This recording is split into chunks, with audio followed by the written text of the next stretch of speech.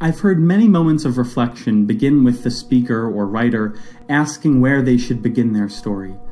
And as an English major who is often taught to avoid cliches, I sort of have to cringe at the thought of starting this narrative with that overused question, so where should I begin?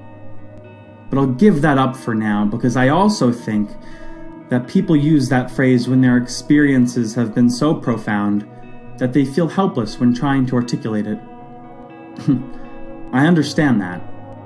So, where should I begin?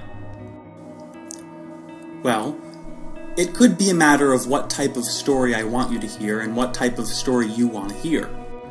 It depends on what I'm allowed to say, what's appropriate to say, and why there are some things I probably can't say. It's a matter of why I'm telling this story in the first place, why you're listening, and how you're going to retell it. It's a matter of whether or not you think any of this is important.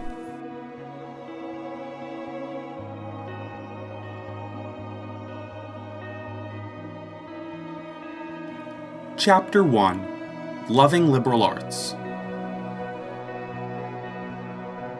SUNY Potsdam was the only four-year college I visited in high school, out of over 20 colleges to which I applied.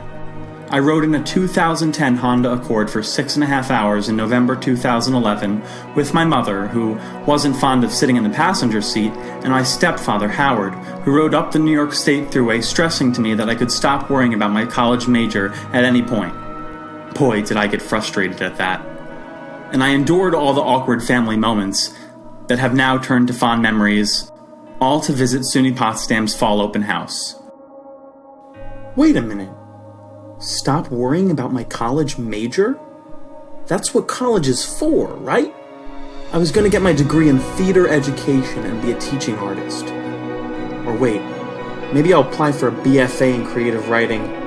Well, I really want to go into sociology and become a mental health advocate, but maybe I'll see if I like art. Too bad I'm colorblind.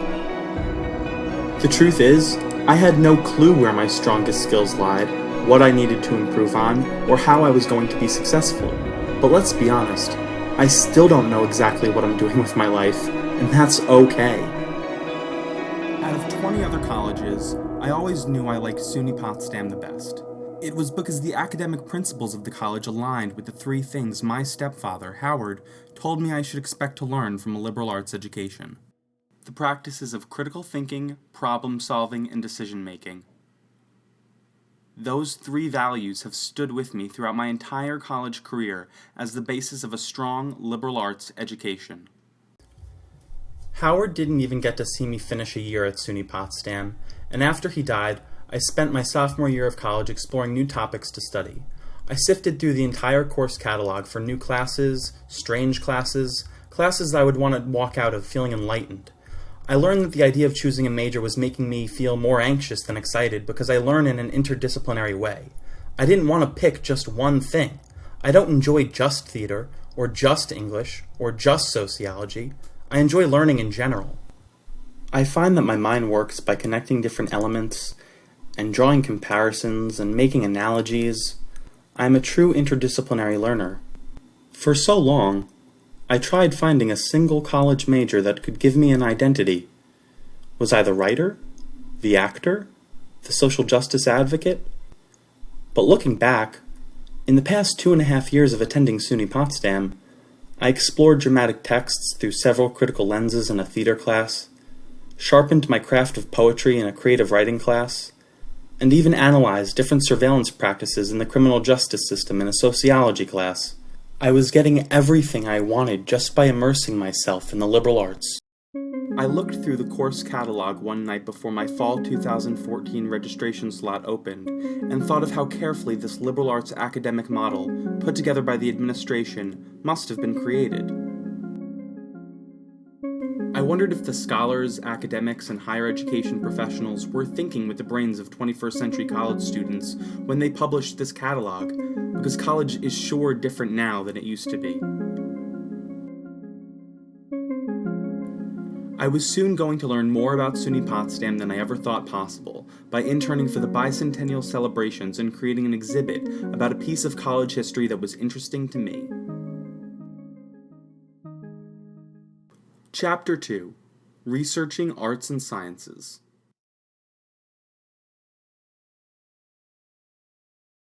Tell us about your internship experience working in archives and learning about library science in preparation for your exhibit. Helping plan the SUNY Potsdam Bicentennial celebrations was one of the most rewarding experiences of my undergraduate career.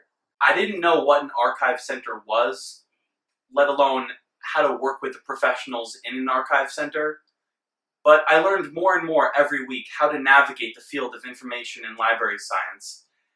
But I admit, when I first walked into the archive center, I didn't know where to begin. Sitting in the reading room with a retired college archivist, I was given a lecture about the history of SUNY Potsdam, which is a phrase that I heard over and over again the spring semester, and which you will be hearing the entire bicentennial year, the history of SUNY Potsdam.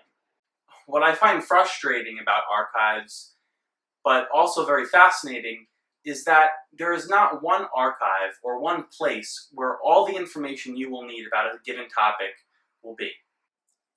The information I needed did not just come from the college archives, but also from one-on-one conversations with college professionals, as well as online resources like New York State historical newspapers. My job was to think like an archivist, was to think like a librarian, and that involves figuring out what information I should obtain, what information I should organize, and how I'm going to distribute all that information and make it accessible to the college community. I can try to explain that data might be the unorganized pieces of a jigsaw puzzle, and information might be all those pieces put together to display a picture, and knowledge might be that discovery, that takeaway, that answer to that question, so what, about the puzzle's complexity.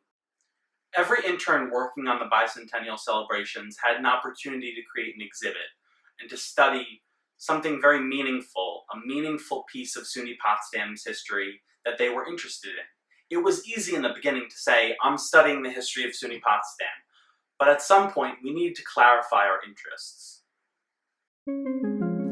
I researched the history of the School of Arts and Sciences, first named the School of Liberal Studies at SUNY Potsdam.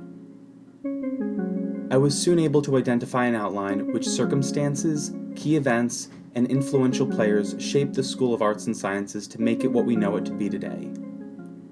An exciting opportunity I had during this internship was to research people, places, and things related to SUNY Potsdam that other people might not know about.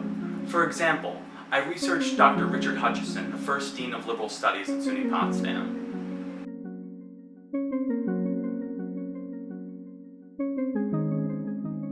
I think he's an important person to cover because he was one of the first people to lead the liberal arts movement at SUNY Potsdam. I had never heard of his name before, and I wonder how many people even know who he is. People in history often get lost unless there are people like me, and hopefully you too, that are willing to tell their stories. At the end of the spring 2015 semester, I presented my online exhibit, Learning Liberal, a look at SUNY Potsdam's strong liberal arts beginnings, to Potsdam's students, faculty, and staff. Chapter 3. Planning a Panel. Applying Passion to Research. At the end of my presentation last May, I approached Jenica and I wondered if I was going to still be interning for the bicentennial celebrations in June. We talked about it a little bit, and she did confirm that I would be coming up to work more on archival work and planning for the bicentennial.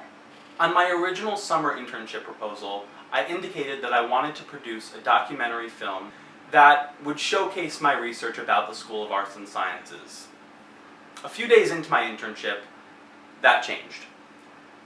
I did still get to produce a documentary film, but I wanted something else. I wanted my audience to experience the liberal arts in a new way. I wanted to facilitate the planning of some sort of panel discussion with folks in the liberal arts field, people that can talk about liberal arts, people that can talk about the future, the history of what liberal arts means for SUNY Potsdam.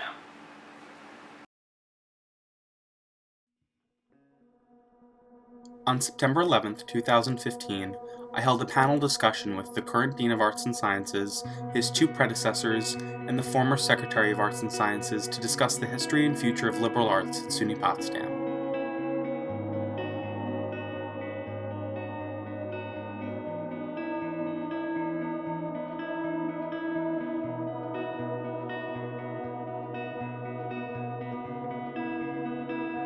My entire internship experience has been a true liberal arts endeavor, engaging with multiple fields of study and practice, such as libraries, event planning, history, editing and revising, primary source research, media and public relations, archives, and filmmaking. For one purpose, the Bicentennial has reinforced those three important skills I told you about at the very beginning: critical thinking, problem solving, and decision-making. That's where it all began, those three skills. You have to ask yourself why you're in college in the first place, because I would bet confidently that every student I've met at SUNY Potsdam is here for a different reason. Allow me to show you, the way everyone else has shown me, that if you feel lost in college, if you've not found your path, or if you don't know where to begin with the liberal arts.